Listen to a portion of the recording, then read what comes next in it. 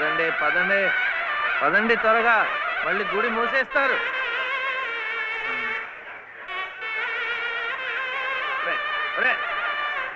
గుండు గుండు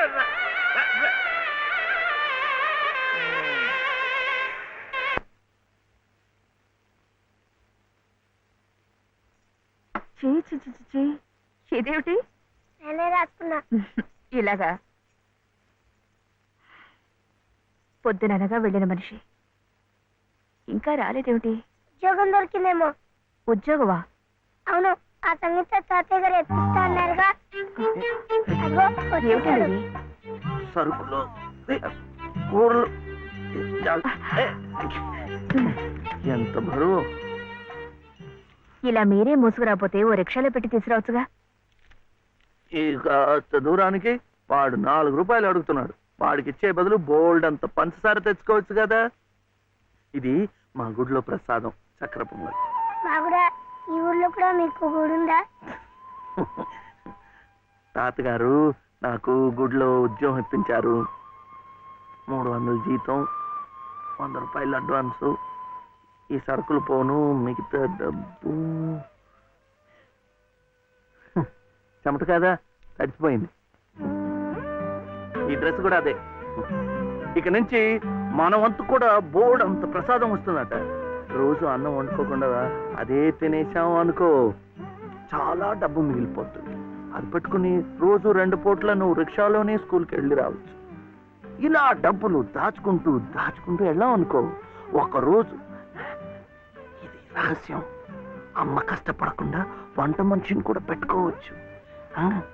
ఇప్పుడిప్పుడే అమ్మకు చెప్పద్దు, తర్వాత చెప్తాం. ఒట్టు చెప్పకూడదు.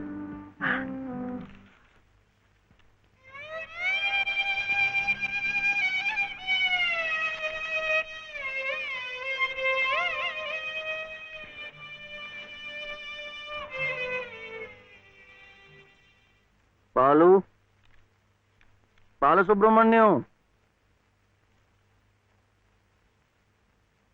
ఏంటి?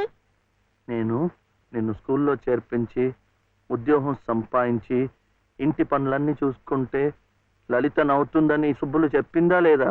అవును. మరి ఎందుకు లలిత ఏడుస్తోంది?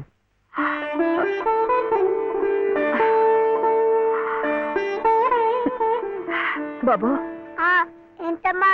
ఇలారా.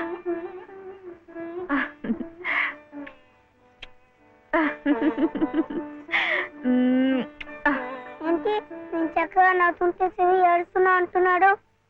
ఏడుపా? నిన్ను స్కూల్లో చేర్పించినందుకు, మనిద్దరిని చక్కగా చూసుకుంటున్నందుకు ఎంత సంతోషంగా ఉందో తెలుసా?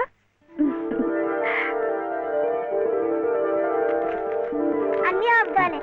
నేను చక్కగా నవ్వుతుంటే ఏడుస్తుందని చెప్తాం.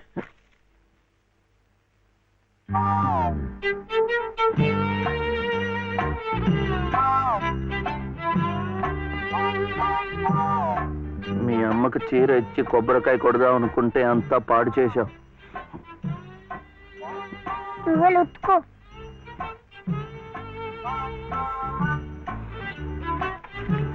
శివుడాజ్ఞ లేనిదే చీవైనా కుట్టదంటారు. సీతమ్మ వారి తాళిబొట్టు ఈ శ్రీరాముణ్ణి మెళ్ళో కట్టాడంటే ఆ దేవుడు చేసిన తప్పును దిద్దుకొని మళ్ళీ నీకు బతికిచ్చాడనమాట. చక్కగా పండించుకోమ్మా, ఆ దేవతలు కూడా నిన్ను ఆశీర్వదిస్తారు.